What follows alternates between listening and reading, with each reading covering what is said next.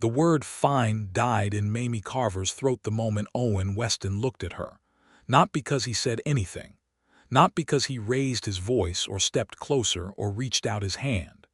He simply turned from the window of the Dusty Creek Sheriff's Office, where the last amber light of a dying October sun painted everything the color of old blood, and he looked at her.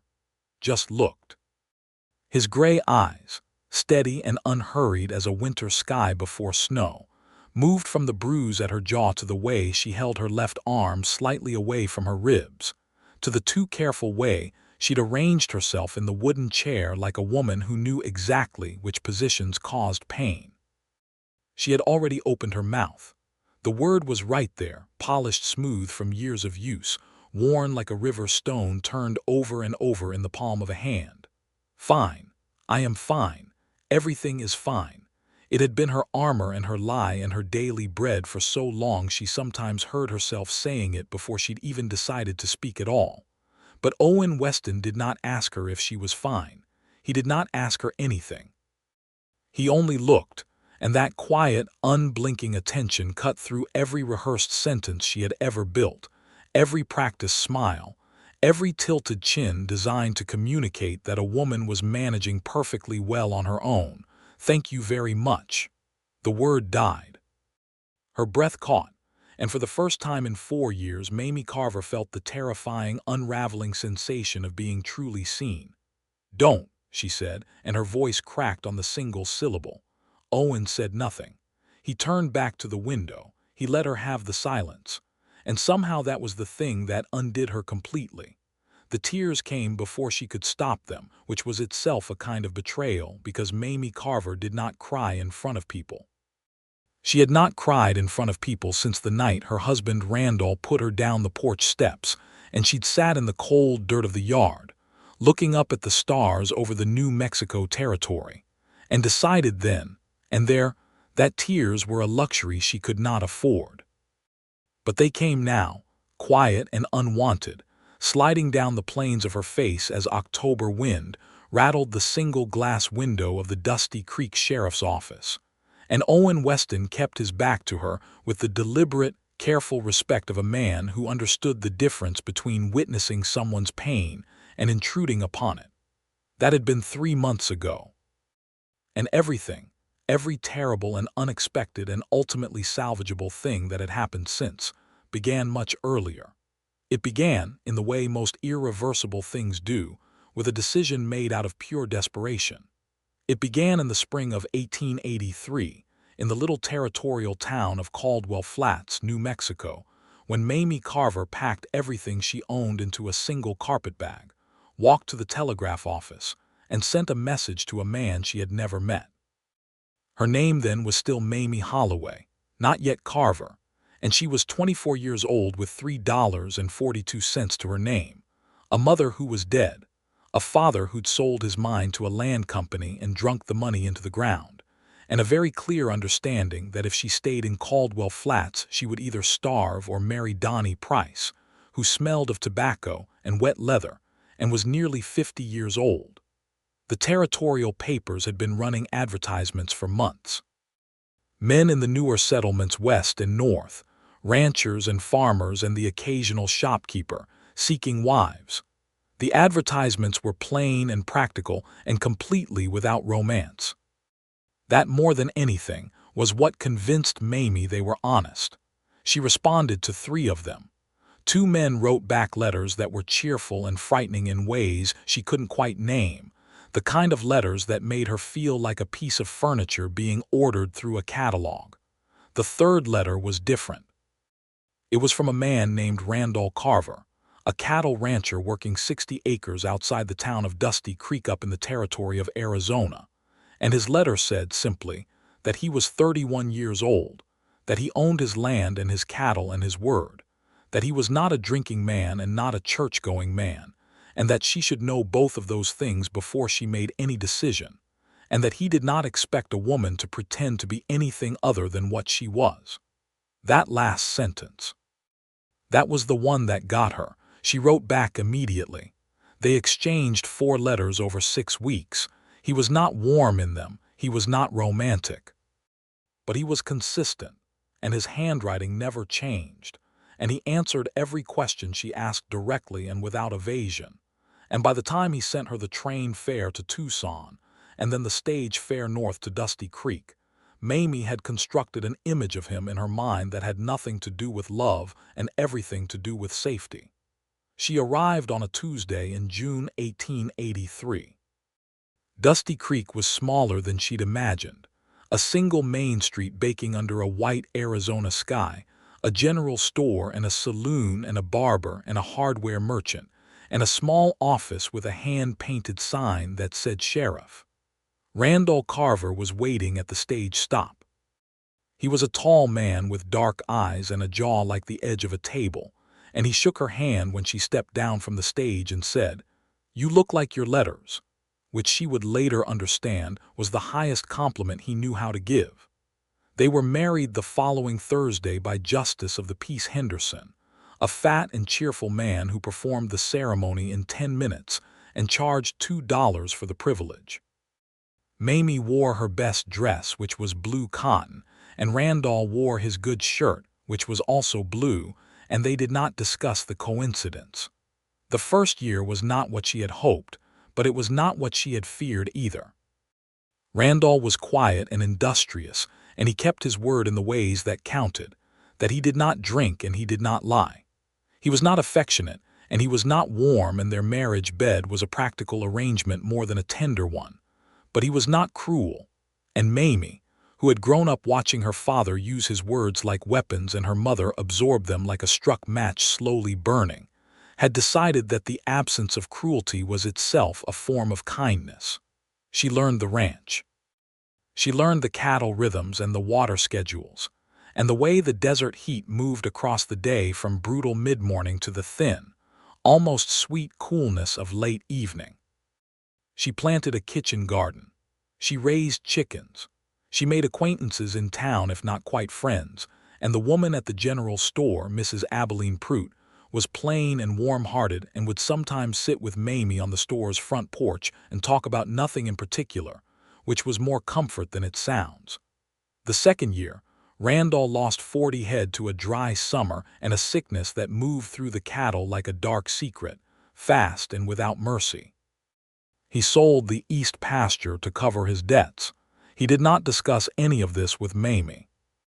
He simply became quieter, and then more quiet still, and then one evening he came home from Dusty Creek with the smell of whiskey on him for the first time, and Mamie set his supper on the table without comment and told herself it was one evening, and one evening was not a pattern.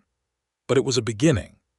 The third year was the year Mamie learned that a man could change incrementally enough that you never identified the moment the change became irreversible.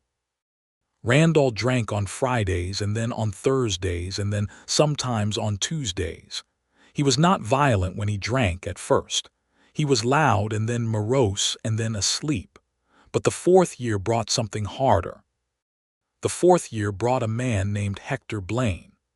Blaine was a land agent who had come into the Arizona Territory on behalf of the Meridian Land and Cattle Consortium, a company based in St. Louis that was buying up struggling ranches throughout the territory.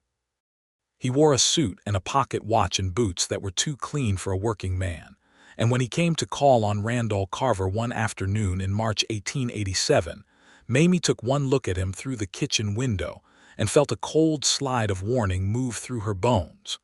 Randall met with Blaine for 2 hours in the front room. Mamie was not invited to participate. When Blaine left, Randall told her he was considering an offer for the ranch. Mamie asked questions. Randall told her it was not her concern. She pushed back gently, carefully, the way she'd learned to push when she'd identified the particular quality of his silence that meant he was already closing a door, and he picked up the tin water pitcher from the sideboard and threw it at the wall behind her head. It didn't hit her. That time. The trajectory of what followed had its own terrible logic. Blaine came back twice more. Randall sold the ranch in April for far less than it was worth, driven partly by Blaine's pressure tactics and partly by his own pride, because a man who is losing things tends to want to be the one who decides when the losing stops. He told Mamie they would move to Dusty Creek proper. He told her he had a plan.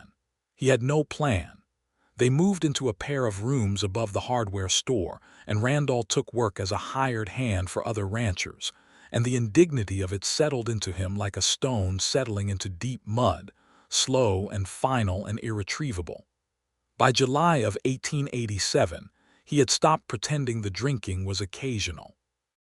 And by September, the first time he hit her was with an open hand, and he was sorry immediately, crying in the way that drunk men sometimes cry, with all the self-pity of a man who has identified himself as a victim of his own behavior.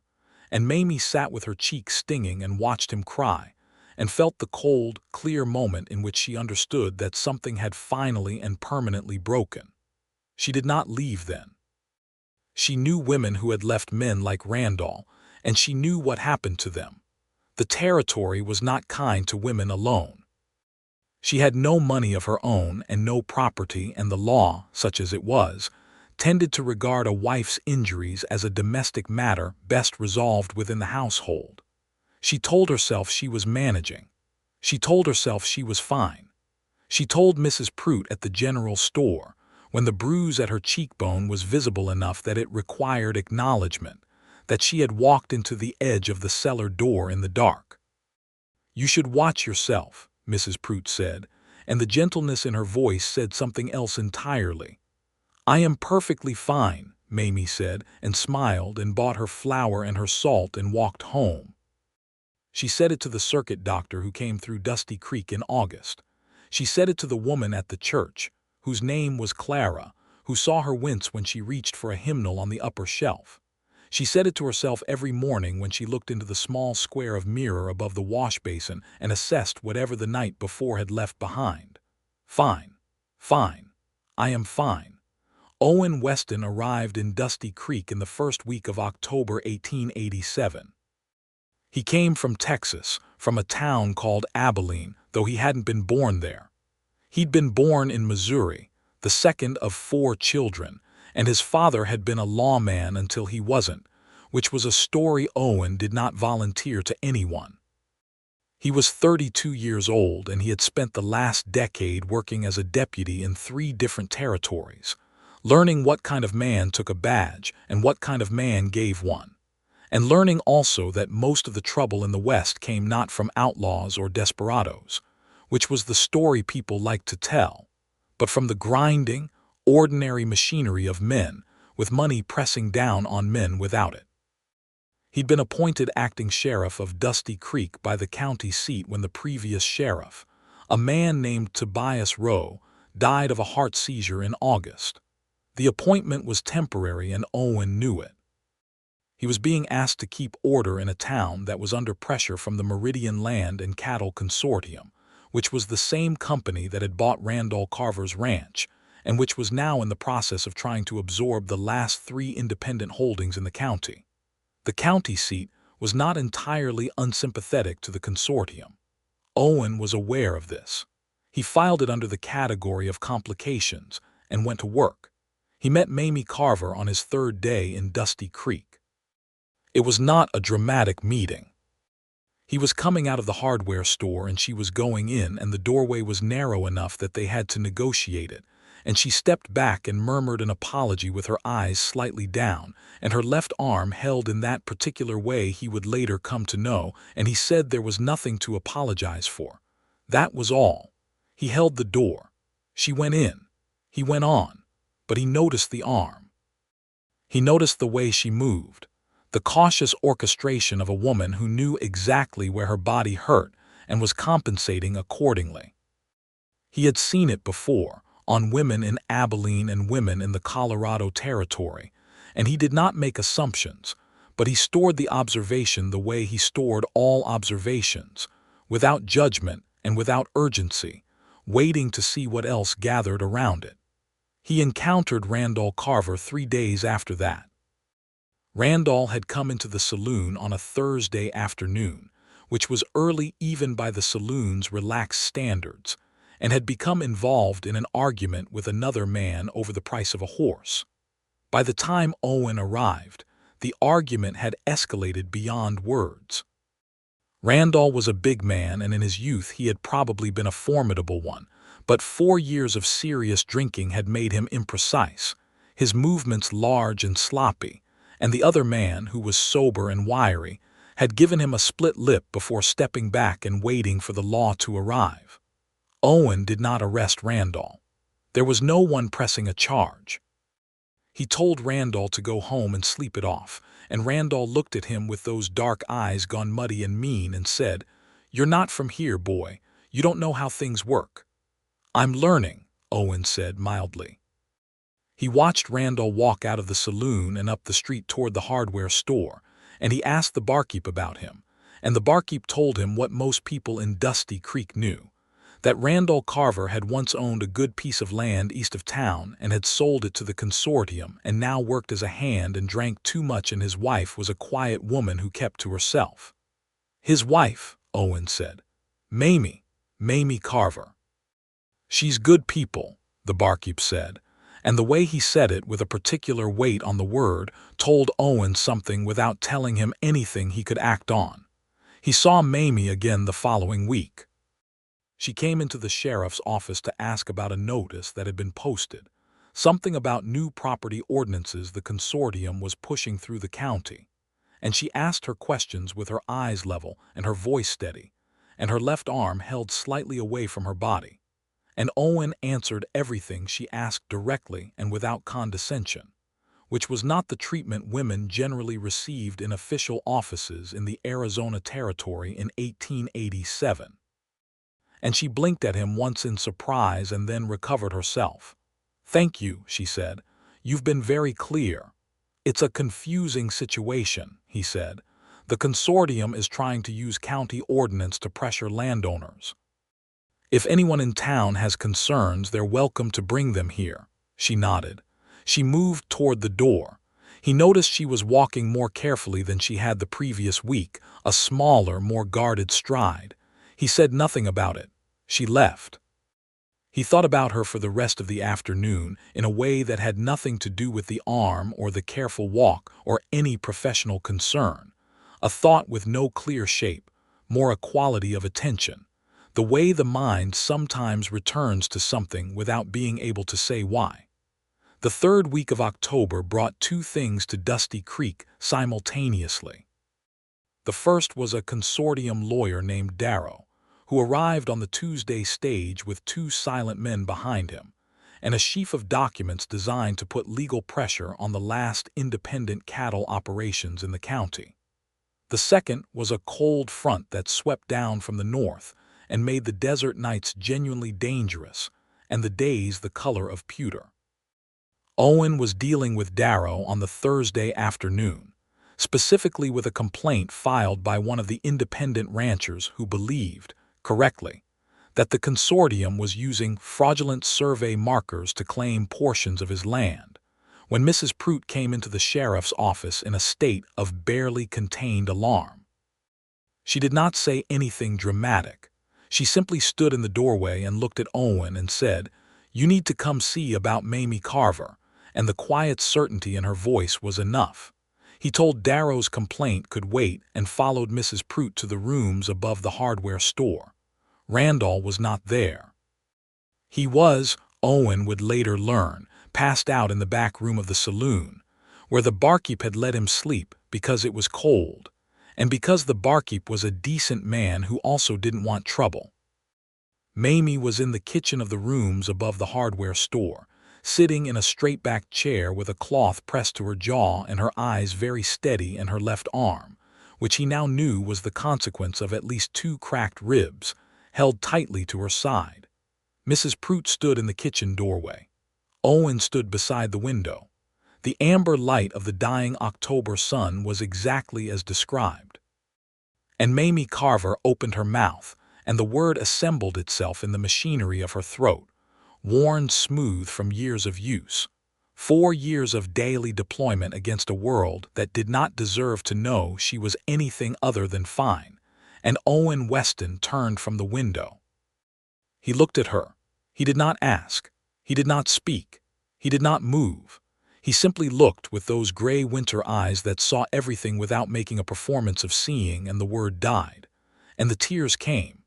And Mamie Carver, who had not cried in front of another person since a cold night in a dirt yard in Caldwell Flats, cried now, quietly and without artifice, and Owen turned back to the window and gave her the dignity of having the room. It was Mrs. Pruitt who said, practically, "Something has to be done." Owen had his back to both women. He was looking at the street below, where the cold wind moved dust in small spirals between the buildings. He said, "Mrs. Carver, I can't make choices for you, but I want you to know what your choices are." Mamie wiped her face with the cloth. "Tell me." He turned then, carefully, and stood with his hat in his hands in the way of a man who had been raised to take his hat off when he was inside, and in the presence of something that deserved respect. "If you want to make a report, I'll take it. If you want to leave, I can see about getting you to the county seat on the next stage. If you want to stay and have some other arrangement, I'll listen to whatever that means and we'll figure out what's possible." He paused. "And if you want to sit here tonight and not decide anything yet, that's also a choice." The third option was the one she chose. Mrs. Pruitt brought supper from the boarding house kitchen across the street, cold roast and biscuits wrapped in cloth, and she sat with Mamie while Owen made arrangements. He spoke to the hardware store owner, a reliable man named Gustav Anderson, who confirmed without being asked that Randall Carver owed 2 months back rent on the rooms, and that he would be very grateful for a reason to end that arrangement. And then Owen went to the saloon and had a quiet word with Randall Carver, who was awake now and hungover and sheepish, and initially inclined toward bluster. Owen let the bluster exhaust itself. Then he said very quietly, "I know what happened tonight, and I know it's not the first time, and I want to tell you plain as I can that there will not be a next time." Randall looked at him with those dark, muddy eyes, still imprecise from the drinking. "And if there is," Owen said, "I will arrest you, and I will make sure the charge is put in writing and sent to the county seat. And however things work out after that, your name will be in the official record as a man who hit his wife. That follows you everywhere." He let that sit. Randall said nothing. Owen picked up his hat and left. He did not feel proud of the conversation. It was not a solution. A man like Randall Carver, in the particular grip of the particular thing that had him, did not respond to warnings in any permanent way. But it bought time, and time was what Mamie needed to figure out what she actually wanted. Over the following 2 weeks, a strange and careful thing happened. Owen did not push. He did not engineer situations. He simply made himself available in the ordinary way of a town lawman, visible and unhurried. And Mamie Carver, in the process of deciding what her life was going to look like, began to appear in his vicinity with a frequency that felt coincidental and was not entirely. She came to the sheriff's office twice more with questions about the consortium's ordnance situation, because she understood it better than most people in town, and was genuinely concerned about what it meant for the remaining independent ranchers. Owen found her analysis sharp and her instincts about the legal documents exactly right, and he said so directly, and she gave him a look the first time, that particular look a woman gives when she has been told she is correct by a man who clearly means it and is not accustomed to being told she is correct. "You've seen legal documents before," he said. "My father had a mine," she said. "Before the company took it. There were a lot of documents." "You read them?" "Someone had to." Her voice was dry and flat, and under it was a whole history.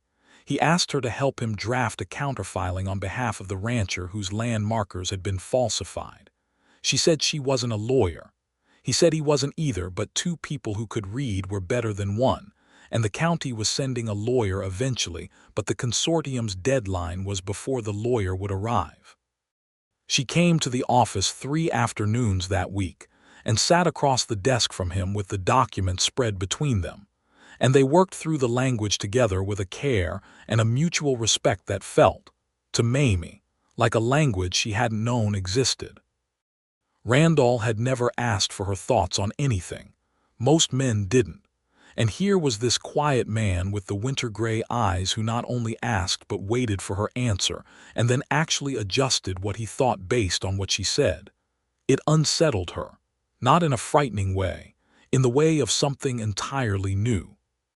On the third afternoon, they finished the counterfiling with an hour of daylight still remaining, and Owen made coffee on the small stove in the corner of the office and brought her a cup and sat back down and said, "Can I ask you something that's not about the documents?" She looked at the coffee.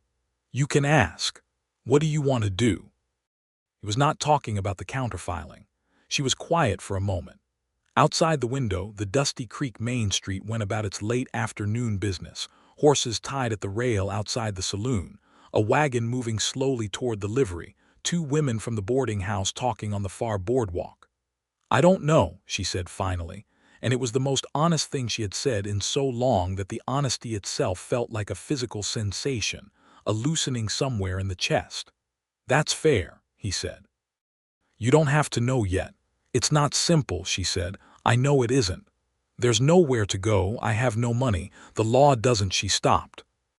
She was not going to list the ways the law failed women in the territory in 1887, not to the man who represented the law, and not because it would be rude, but because she'd learned that talking about difficult realities to the people who were supposed to address them often led nowhere useful.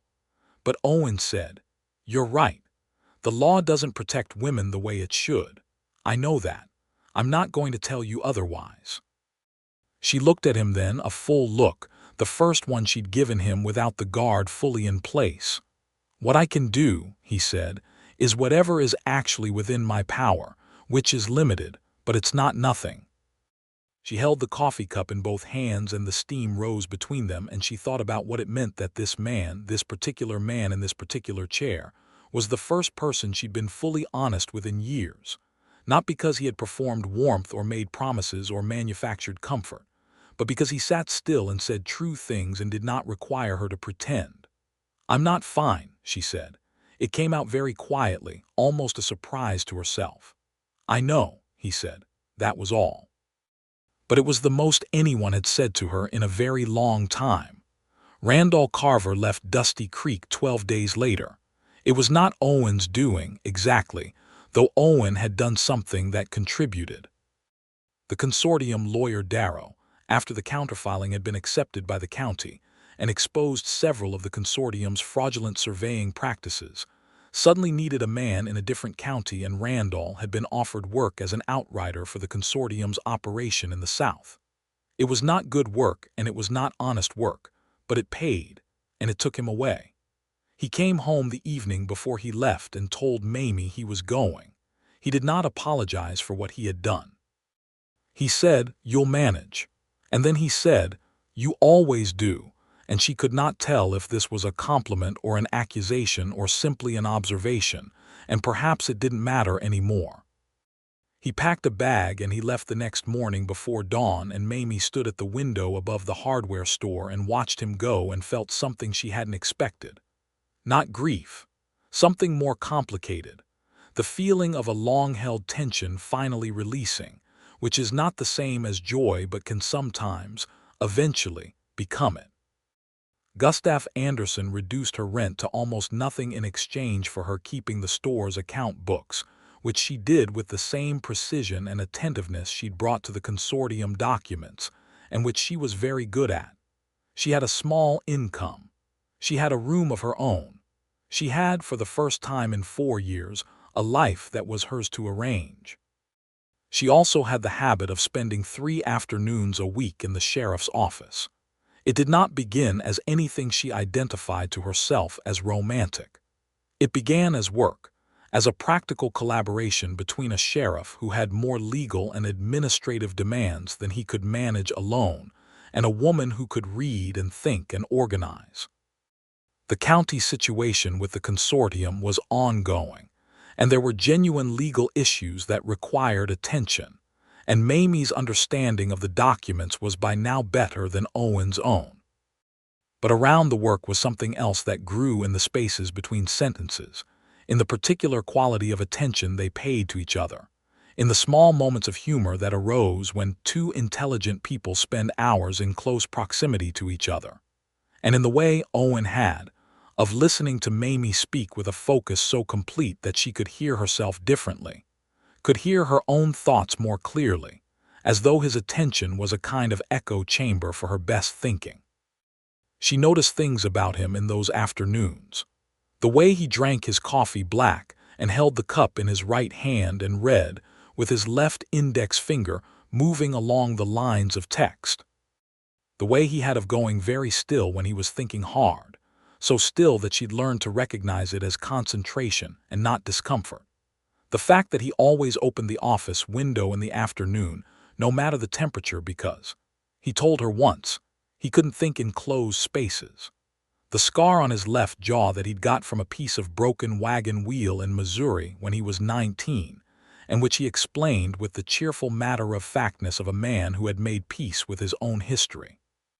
She noticed, most significantly, that she thought about him when she was not with him, not in any way she chose or planned. Simply that his name would surface in her mind at odd moments, quiet as a fish turning once below still water, and she would find herself in the middle of some task, feeding chickens or tallying account books, and realize she'd been thinking about something he'd said. This was new. This was frightening. This was, she began to understand, not something she could simply categorize and file away. It was Mrs. Prout who said it plainly, in the way that women who are kind sometimes say the plain thing because they have decided that kindness and honesty are the same virtue. "You are happier on the days you work at the office, Mrs. Prout said one morning, handing Mamie a wrapped parcel of salt pork across the general store counter. "The work is interesting," Mamie said. "The work," Mrs. Prout said, with a tone that conveyed she was too fond of Mamie to argue the point but too honest to agree with it. Mamie paid for her salt pork and left. She thought about it all the way back to the rooms above the hardware store.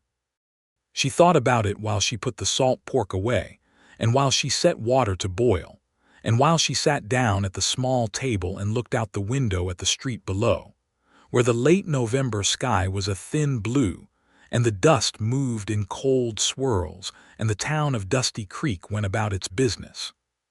She thought about the fact that Owen Weston was the first man she had ever known who saw her, not the version of her she'd constructed for the world, not the fine, managing, coping Mamie who said the right things and kept the right posture, and never asked for more than she was given, but the actual woman underneath all of that, the one who was sharp and tired and scared, and occasionally funny and more capable than anyone had ever given her credit for being.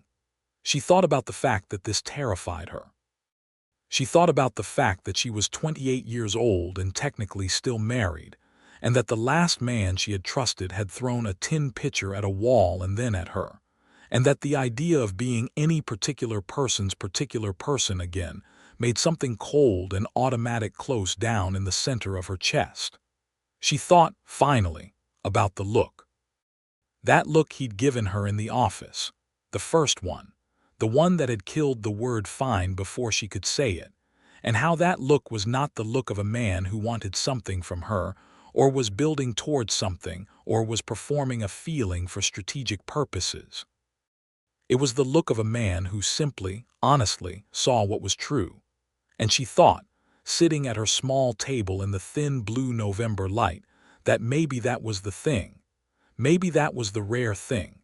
Maybe a man who would look at you like that and ask nothing in return was the sort of person you did not encounter twice in one lifetime. She put on her coat and walked to the sheriff's office.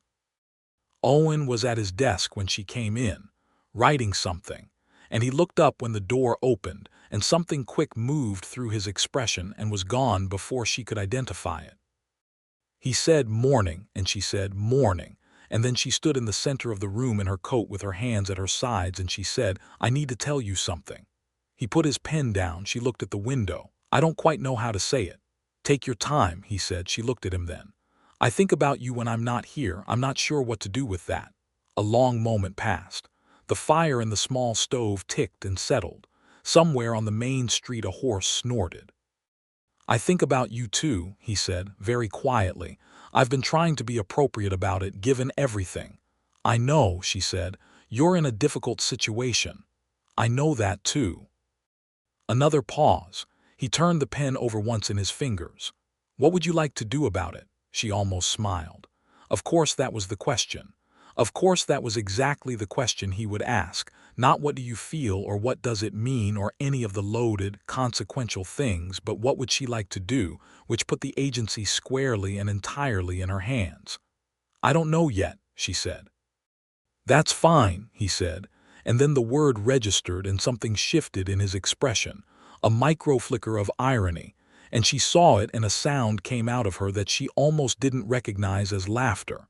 He was smiling when she looked back at his face, not a broad smile. Owen Weston did not do things broadly, but a real one, small and warm, reaching his gray eyes, and it changed his whole face in a way that made her chest do something inconvenient. I'll be here, he said. However long the sorting takes. She nodded. She went to her chair across the desk and picked up the stack of county documents she'd been working through, and they worked side by side for the rest of the morning in a new kind of quiet, one that had changed shape without becoming uncomfortable, like a room you've rearranged and then can't imagine having been any other way. December came, and with it, a message from the county seat that changed things. The consortium had filed a counter-complaint against the counterfiling, which was the expected move, but attached to it was something unexpected. A deposition from Hector Blaine, the land agent, claiming that the falsified survey markers had been planted not by the consortium, but by the independent rancher himself, a man named Silas Drum, in order to fraudulently claim additional acreage. It was a lie. Owen knew it was a lie because he had personally examined the markers with the county surveyor 3 weeks earlier. But it was a lie with enough legal architecture around it to cause serious problems. Silas Drum was 61 years old and had been ranching his land since 1868. His wife, Ada, had died the previous spring. He had 3 grown children, none of them close. He was the kind of man who handled things silently and alone, and when Owen rode out to his ranch to tell him about the consortium's counter-complaint, Silas listened to all of it without interrupting and then said simply, "What do I do?" Owen told him the truth, which was that they needed documentary evidence that the consortium had commissioned the false markers, and that without it, the legal argument was going to be difficult. What kind of evidence? Silas said. Communication between Blaine and whoever placed the markers. A receipt, a letter, anything in writing that connects the consortium to the act. Silas was quiet for a moment. Then he said, Blaine met with Randall Carver before Carver sold his land. 3 meetings over 2 months. I watched them ride out to the east pasture twice. Owen looked at him steadily. You think Carver knows something about how Blaine operates? I think Randall Carver is a man who got squeezed until he sold cheap and then needed someone to blame for it. If he's with the consortium now, he might have more to say about how they do their business than they'd like.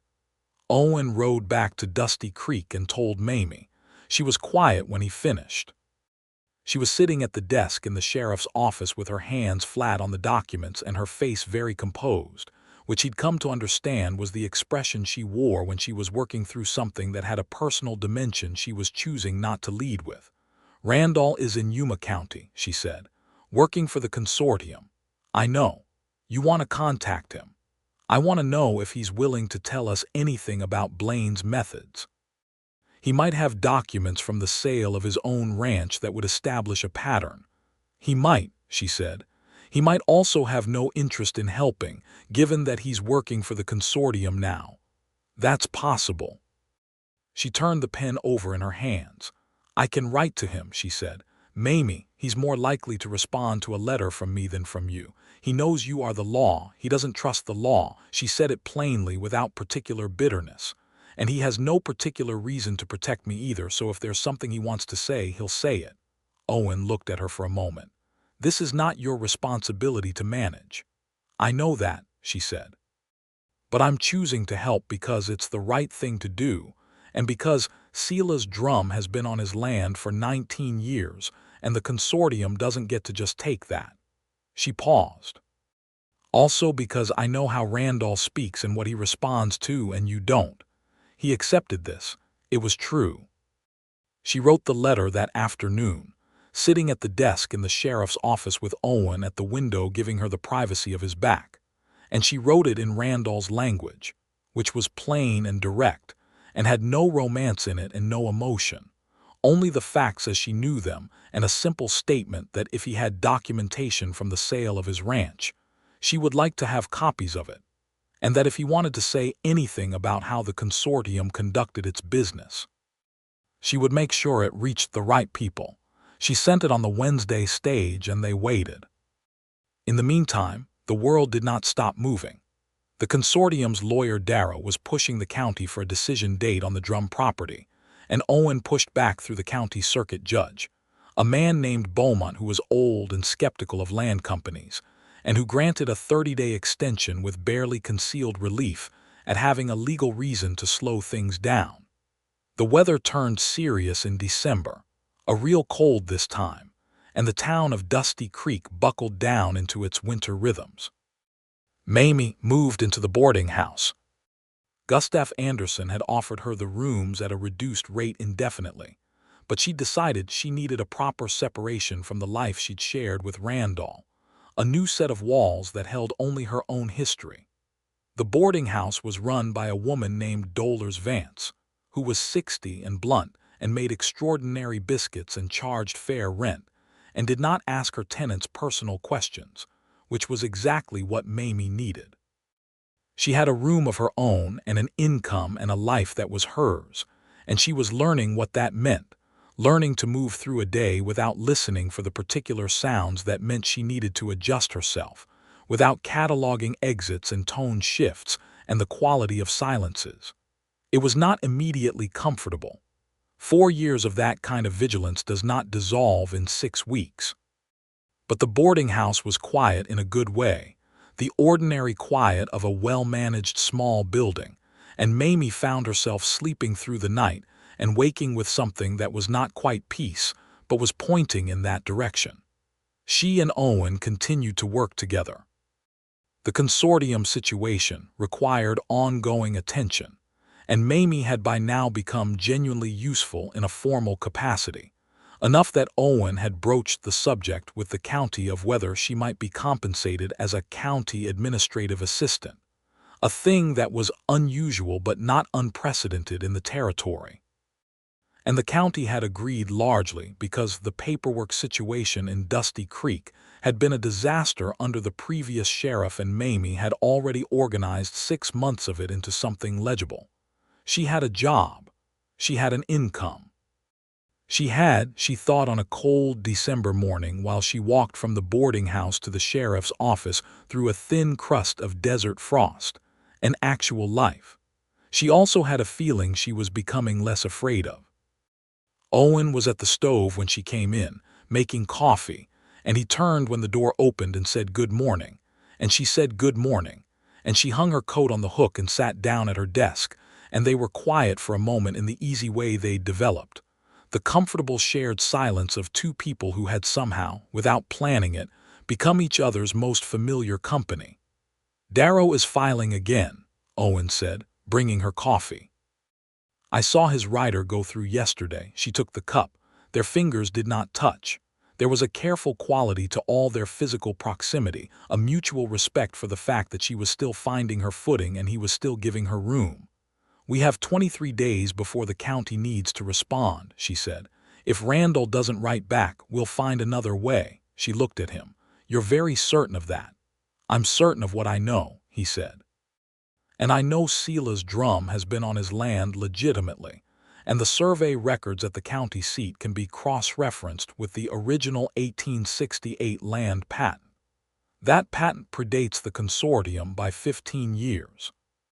We don't necessarily need Randall's letter, it would help, but we'll have a case regardless." She released a breath she'd been holding without realizing. "Good," she said. "I didn't want Randall to be the thing we were depending on. He looked at her with that directness she'd come to rely on. "How are you doing about having written to him?" She thought about it honestly, which was something she was also learning to do. "Strange," she said. "It felt like poking at a thing I'd put in a box." But it also felt like she stopped. "Like I'm the one deciding what his role in this situation is, which is new." "You get to decide that," he said. "I know," she said. "That's new too." Randall's letter came 11 days before Christmas. It was 3 pages, which surprised her. The handwriting was worse than she remembered, shakier, and she recognized the signs of a man who was drinking heavily but had sat down for something serious, and she read it twice before she brought it to Owen. Randall had kept copies of everything from the sale of his ranch. He did not say why he'd kept them. Perhaps the instinct of a man who knew at some level that he was being maneuvered, who could not stop the maneuvering but could at least document it. There was a letter from Blaine proposing a surveying arrangement that was, reading between the lines, clearly an offer to falsify boundaries in exchange for a below-market sale price, which Blaine had framed as a favor. There was a receipt from a surveying company that Owen immediately recognized as the same company that had handled the drum property markers. At the end of the 3 pages, Randall had written one paragraph that was not about documents. He wrote, "I know what I did, Mamie. Not to drum, I mean what I did to you. I don't say this to ask for anything, I just want it said. You were not the problem, you were never the problem." She read it twice. Then she folded that page and put it in her coat pocket. She brought the first 2 pages to Owen. He read them. When he finished, he looked up and she could see him doing the calculation, the legal value of what he was looking at, the weight it added to the drum case. "This is significant," he said. "I thought so. I need to get this to Judge Beaumont. If we can have a certified copy made at the county seat, I'll draft the accompanying letter today," she said. He was looking at her, not at the documents. At her. "Are you all right?" She thought of the folded 3rd page in her pocket. She thought of the words. "You were not the problem, you were never the problem." "Yes," she said. And then she heard herself say it and she stopped. Owen was watching her. "Actually," she said with a strange and unprecedented precision, "I'm not entirely sure. I think I need to sit with it for a bit." Something happened in his expression. Something quiet and warm, like a lamp turned up just slightly in a dim room. "All right," he said. "The letter can wait until tomorrow." "No," she said. "The letter is actually fine. I can write it today. I just meant I wanted to be honest about the other part." "I know what you meant," he said. She looked at him for a moment. "You do that," she said. "Do what?" "Know what I mean before I finish saying it." He was quiet for a moment. "I pay attention," he said simply. She held that. She turned it over. She thought about what it meant to be paid attention to, real attention, the kind that asked nothing in return and required no performance. She thought about 4 years of being in a room with a man who looked through her more often than at her. She thought about the word fine and what it had cost to say it for so long and how it felt to not have to say it anymore. "Owen," she said. He waited. "I would like to have supper with you." "Not at the boarding house and not as work." She held his gaze. "I think you know what I mean." "I do," he said. "Good." She wrote the letter to Judge Beaumont. She copied the Randall documents in her clear, precise hand and sealed them with the official county seal from Owen's desk drawer. Owen rode them to the county seat himself rather than trusting the stage, because the documents were too important for chance, and he was back by nightfall. The supper happened 3 nights later, Christmas Eve, 1887. Dolores Vance at the boarding house made a Christmas dinner for her tenants, and whoever they wished to invite, and Mamie brought Owen. And they sat at a table with 3 other tenants, and Dolores herself, and ate roast beef and sweet potatoes and dried apple pie. And the conversation was the ordinary, warm conversation of people sharing a table on a cold winter evening. And it was the most unremarkable and the most comfortable meal Mamie had eaten in years. Afterward, Owen walked her back to her room on the 2nd floor of the boarding house. They stood in the hallway outside her door, and the oil lamp at the end of the hall made his face warm in a way that the December light outside never did, and she looked at him for a moment and thought about what she wanted. "I want to take this slowly," she said. "I know," he said. It's not about not wanting to. I just need time to learn how to do this without. She stopped. I spent a long time not trusting my own judgment about people. Your judgment is excellent, he said. I know that now, she said, but knowing it and feeling it are different. Take all the time you need, he said. She looked at him. I'm glad you're here, in Dusty Creek, I mean. I know it was supposed to be temporary. Things change, he said. She reached up without quite planning to and touched his jaw, the scarred side, just briefly, the lightest contact, and she felt him go very still in the way he had when he was concentrating, and she pulled her hand back. Good night, Owen, she said. Good night, Mamie, he said. She went into her room and closed the door and stood with her back against it in the dark and felt something she had almost forgotten was possible, the anticipation of something good. January brought the county decision. Judge Beaumont reviewed the documents, including Randall's letter and the surveying receipt, and ruled in favor of Sela's drum on the property boundary question, ordering the consortium's markers removed and the original 1868 land patent boundaries restored. Darrow filed an immediate objection, which Beaumont dismissed with a terseness that suggested the judge's patience with the consortium had been worn through. The consortium pulled out of the Dusty Creek area entirely within 3 weeks. Companies like the Meridian Land and Cattle Consortium were not sentimental. When a play didn't work, they found a different play in a different county. Hector Blaine was transferred somewhere east, and Darrow went with him, and Dusty Creek went back to being a small town in the Arizona Territory with its ordinary difficulties and its ordinary days. Sela's drum came to the sheriff's office on the day after the ruling.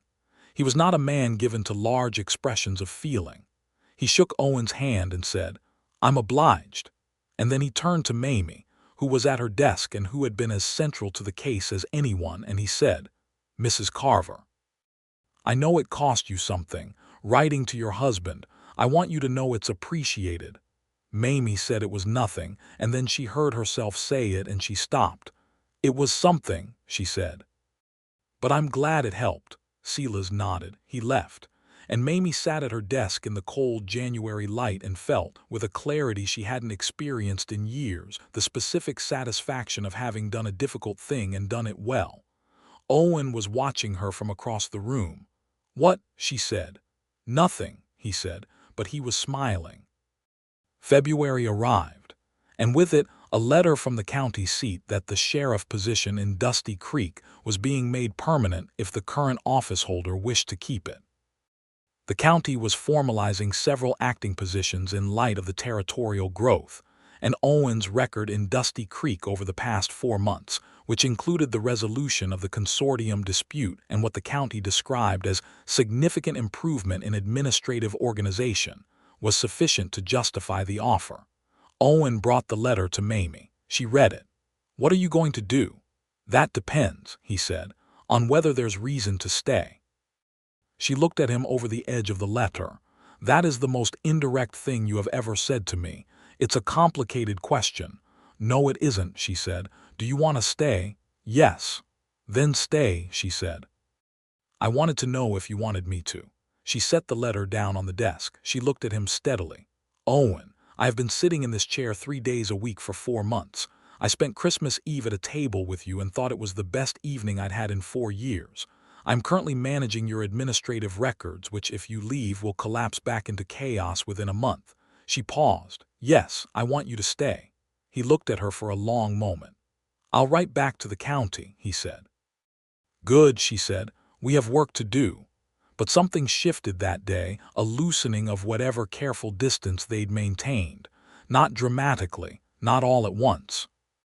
But the evenings began to extend a little, a walk after supper, a conversation on the boarding house porch in the thin, cold air, the kind of time that is not organized around any task and is therefore honest about what it is. He brought her flowers in March, the small desert wildflowers that had begun to push up through the sandy soil east of town, and she put them in a jar on her desk and did not comment on the significance of this, and he did not either, but they both knew it was there. He took her riding one Sunday, east toward the mesa, on horses borrowed from the livery. She had not been on horseback for months, too many months, and the first mile she was stiff and careful. But then the horse found its rhythm, and she found hers, and the desert spread out around them in the particular morning light that turned everything gold and rust and sage, and she thought, I am here. I am actually here in this day, in this light, with this person, and I am not afraid. They stopped on a ridge above a dry riverbed and let the horses rest.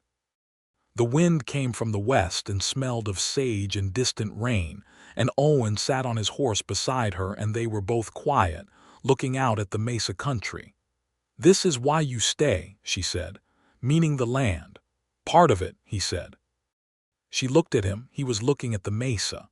When I was in Abilene, he said, I was good at the work, but I was always waiting to be somewhere else. I didn't know where else, just elsewhere. Every post I took, I kept thinking the next one would be the one where I stopped feeling like I was just passing through. He paused. I don't feel like I'm passing through here. She understood what he was saying. She understood it entirely. She felt it herself, the specific sensation of a life that was actually hers, assembled from choices she'd made, located in a place she'd chosen with a man who saw her. Owen, she said. He turned to look at her. I think I love you, she said. She said it with her chin level and her eyes on his, and no qualifying phrase after it, no modifier or escape route, just the sentence, direct and unambiguous. Something happened on his face that she had not seen before. Not the small contained warmth of his usual expression, something bigger, something that moved through the whole architecture of him, and he said, I know I love you, Mamie. I've known it for a while. She looked at the mesa. She breathed. I needed time, she said. I know, you had it. I'm not saying I'm finished figuring things out. Nobody is ever finished, he said. She looked at him again, and she thought, there it is. There is the man who says true things and asks nothing impossible and gives you the room you need, and then is still there when you turn around. There is the whole rare thing. They rode back to Dusty Creek in the late morning. He held her hand briefly as they dismounted at the livery, just for a moment, and then they went about the rest of the Sunday in their ordinary ways, and everything was different, and neither of them made a production of it. Spring came to the Arizona Territory in its particular way, which was not soft or gradual but sudden and brassy, the desert pushing color up through its pale dust, the evenings lengthening and warming, the town of Dusty Creek shedding its winter quiet and becoming busy again with supply wagons and cattle drives moving north, and all the commerce of a territory expanding into itself. Mamie wrote to a lawyer in Tucson about a legal separation. It was not a divorce, which was difficult to obtain in the territory and required establishing fault through legal proceedings, but a formal separation was achievable, and she had grounds, and the lawyer was straightforward about it. The process took 3 months. She received the papers in June. She brought them to Owen's office and set them on the desk and sat down in her chair and said, It's done. He looked at the papers and then at her. How do you feel? Like something is genuinely over, she said, and like I'm glad. She paused, and like I'm ready. He looked at her for a long moment. Then he said, Mamie Carver, I would like to ask you something. Ask it, she said. I would like to marry you, he said, when you're ready. Not because of the separation papers, and not because it's the thing that comes next. Because I want to spend the rest of my life in the same house as you, and I want it to be official, and I want it to be yours as much as mine. She sat with it for a moment, not because she was uncertain, but because she wanted to actually feel it, the actual weight and shape of the choice, without performing any particular response. Yes, she said, but I want to wait until the divorce is finalized. A proper divorce, not just a separation. It might take longer, but I want to start with a clean record. However long it takes, he said. It took 14 more months. During that time, they courted in the manner of the era, openly and with the knowledge of the town, which had certain opinions about it, and expressed them in the way of small towns, with a mixture of genuine warmth and barely suppressed nosiness.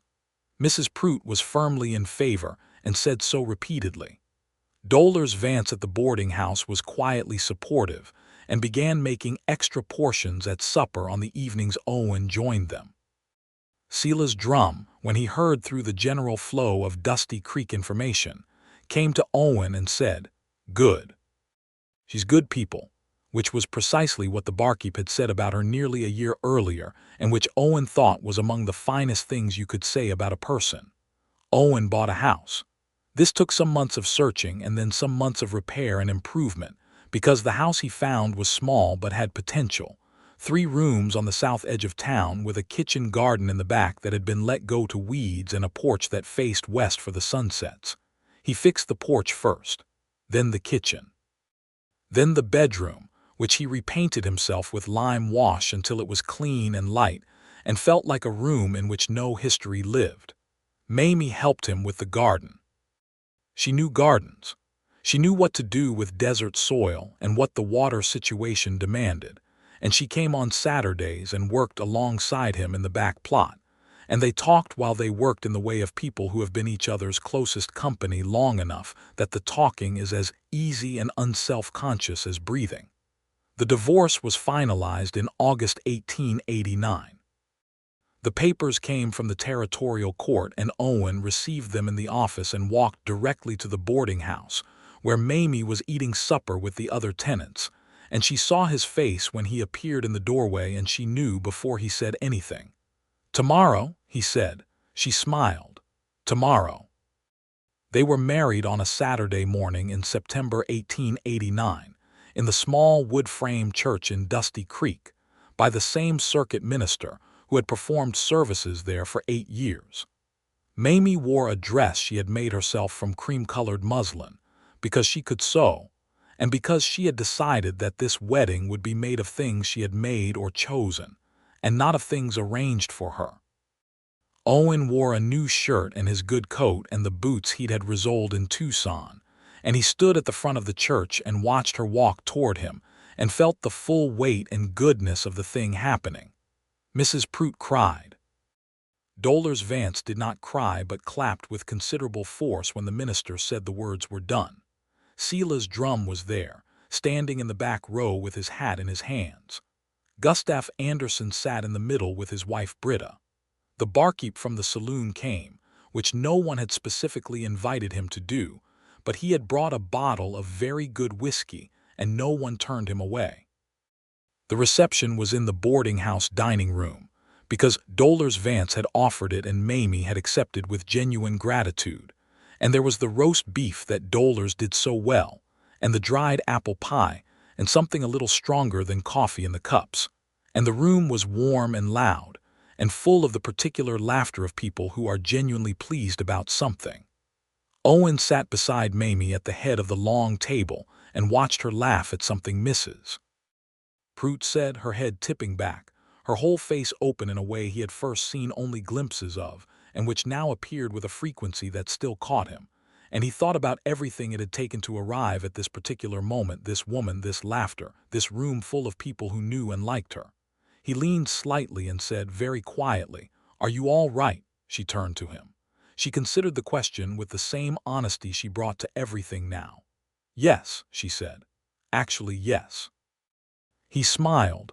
"Don't make a face about it," she said. "I'm not making a face. You're making a face." He was. They moved into the house on the south edge of town the following week.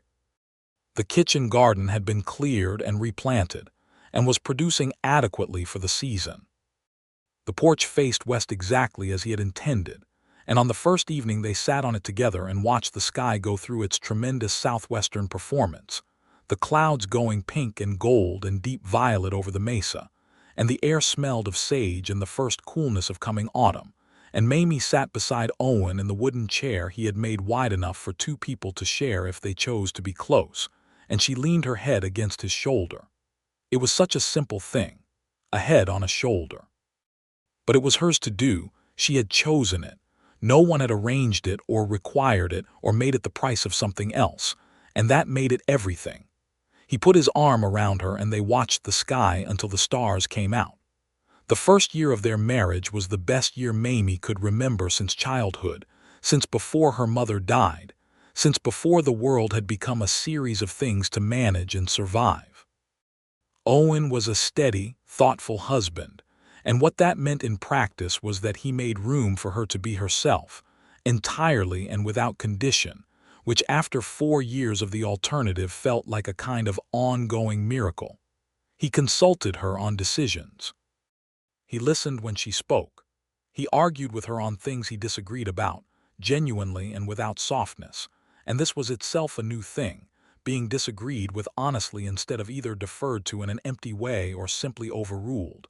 And she found she liked it, liked that he thought her worth arguing with.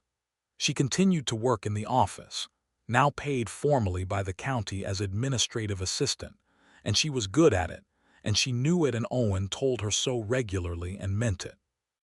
The county circuit judge Beaumont had remarked on the quality of the Dusty Creek records with specific reference to their organization and clarity, and this had led to 2 other counties inquiring about whether Mrs. Weston might consult on their own record situation, which she did, by correspondence, and which brought in additional income that she managed with the same precision she brought to everything. In the spring of 1890, she told Owen she thought she might be expecting. He received this information in the way he received most significant information, very still for a moment, clearly processing, and then he looked at her with an expression she had learned to read as the external sign of something considerable moving through him below the surface. "How do you feel about it?" he said. She thought about it. "Scared," she said, "and glad, in about equal measure." "That sounds about right," he said. He was more careful with her after that, not in a smothering way but in the way of a man who has assessed a new reality and adjusted his behavior accordingly, practical and attentive. He took on more of the garden work without discussion. He came home from the office reliably and without the late nights that sometimes pulled at lawmen schedules. He did not fuss over her, which she would have found intolerable, but he was present in a way that felt like the difference between a house and a home. The baby was born in November 1890, a boy, delivered by the circuit doctor who fortunately was in Dusty Creek that week, and who pronounced both mother and child healthy in the plain, unsentimental way of frontier medicine. They named him Thomas, after Owen's father, which was a thing Owen had not asked for, and which Mamie had decided on herself, because she knew it meant something to him, and because she had learned that love was partly about knowing what mattered to the other person and acting on it without being prompted. Thomas was a vigorous and opinionated infant who communicated his views at considerable volume, and Owen, who had spent his whole adult life in the particular quiet of a solitary man, adapted to the noise of fatherhood with a helpless absorption that Mamie found deeply endearing. He held the baby with the careful attention he brought to everything, studying him the way he studied a document he hadn't seen before, as though Thomas were a complex text he was determined to understand. "He looks like you," Mamie told him. "He looks like nobody," Owen said, looking at Thomas's small, ancient face. "He looks like his own person." "That's very philosophical for 3 in the morning," Mamie said. "We're both awake anyway," Owen said.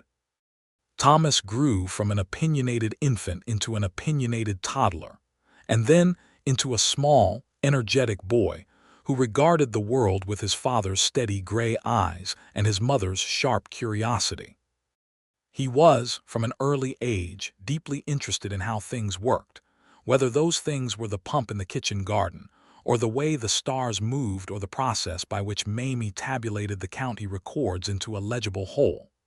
Dusty Creek grew in those years, as Arizona Territory grew throughout the 1890s, slowly and with the particular character of a place that had been shaped by difficulty. New buildings went up on the main street. A school was established in 1892, a proper building with a proper teacher, a young woman from Ohio named Miss Hartley who was efficient and serious, and who taught 32 children of varying ages, with a patience that Owen privately found more impressive than anything he'd done as a lawman. Thomas started school in 1895 at 5, and came home each day overflowing with information and questions, and supper at the Weston house became a seminar in whatever Thomas had encountered that day, which could be anything from the mechanics of water flow to the particular injustices of playground social hierarchy. A second child came in 1893, a girl they named Ada, after Sila's drum's wife who had died, because Sila's had become something like a grandfather to the family in the intervening years, his own children being distant, and his ranch being the place Owen took Thomas for what he called real education on Sundays, meaning the education of watching how land was managed and animals tended and work done without shortcuts. Ada was quieter than Thomas from the beginning, a thinking child, watchful in the way her father was watchful, but with her mother's precision, and her mother's way of saying the exact right thing in the exact minimum number of words. Owen adored her with an uncomplicated wholeness that Mamie observed with a warmth she could not fully articulate. The sight of this steady, serious man brought entirely undone by a small girl who handed him wildflowers and told him facts she had discovered. The years moved in the way that good years move, which is to say with a fullness that makes them seem both slow and fast simultaneously, dense with ordinary moments that are not ordinary at all when you have known their opposite. Owen was reappointed as sheriff every time his term came up for review, and by the late 1890s, he had been the lawman of Dusty Creek for 12 years and had become as much a part of its landscape as the hardware store and the general store and the church and the school. He was not a dramatic lawman.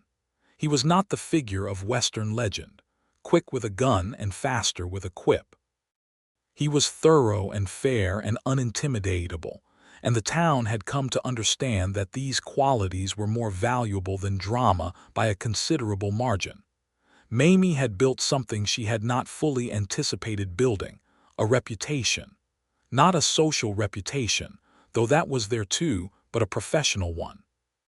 Her management of the county administrative records had spread by word and example, and she had trained 2 other women in neighboring towns in her systems, and the county administrator had written to her formally to express appreciation for what he called a significant improvement in territorial record quality, which she read to Owen over supper one evening with a combination of satisfaction and amusement.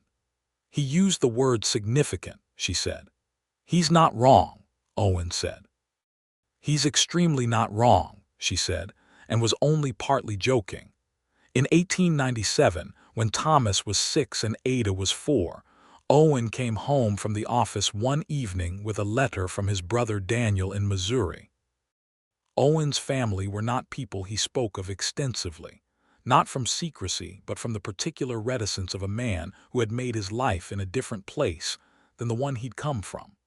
But Daniel was the brother he was closest to, and the letter said that Daniel's wife had died in childbirth, and that Daniel had 2 children under 5 and was struggling. And what did Owen think about the possibility of Daniel coming west? They sat on the porch after the children were in bed, and Mamie read the letter, and then she said, without much deliberation, "He should come." Owen looked at her. "We don't have a lot of room. We have the back room that nobody uses. We can add on in the spring. Thomas could share with the cousins." She paused. "You have a brother who needs help, that's what this is." He looked at the letter in his hands. "He has 2 children, it would be a significant Owen." She looked at him directly. "You stayed in a town because someone needed help with a county document situation. Your brother needs actual help. Bring him here." He looked at her for a moment with an expression she recognized as the internal reorganization of a plan he hadn't quite admitted to himself he'd already formed. "You already decided before you showed me the letter," she said. "I wanted to know what you thought. Now you know."